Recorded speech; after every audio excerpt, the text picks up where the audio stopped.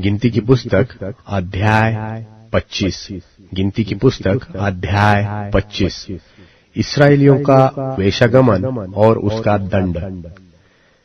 इस्राएली शित्तीम में रहते थे और लोग मोआबी लड़कियों के संग कुकर्म करने लगे। और जब उन स्त्रियों ने उन लोगों को अपने देवताओं के यज्ञों में नेवता दिया, तब वे लोग खाकर उनके देवताओं को दंडवत करने लगे।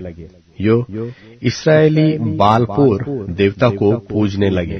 तब यहोवा का कोप इस्राएल पर भड़क उठा और यहोवा ने मूसा से कहा, प्रजा के सब प्रधानों को पकड़कर यहोवा के लिए धूप में लटका दे, जिससे मेरा भड़का हुआ कोप इस्राएल के ऊपर से दूर हो जाए।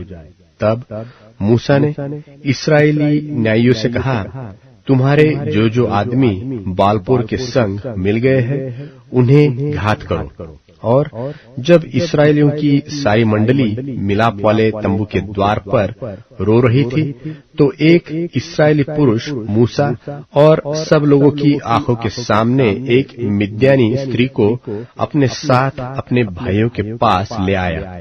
इसे देखकर एलियाजर का पुत्र पिनहास, जो हारून याजक का पोता था, उसने मंडली में से उठकर हाथ में एक बर्छी ली और उस इस्राएली पुरुष के डेरे में जाने के बाद वह भी भीतर गया और उस पुरुष और उस स्त्री दोनों के पेट में बर्छी बेध दी। इस पर इस्राएलियों में जो मरी फैल गई थी वह थम गई और मरी से 24,000 पुरुष मर गए। तब यहोवा ने मूसा से कहा, हारून याजक का पोता एलियाजर का पुत्र पिनहास, जिसे इस्राएलियों के बीच मेरी सी जलन उठी, उसने मेरी जलजलाहट को उन पर से यहाँ तक दूर किया है कि मैंने जलकर उनका अंत नहीं कर डाला।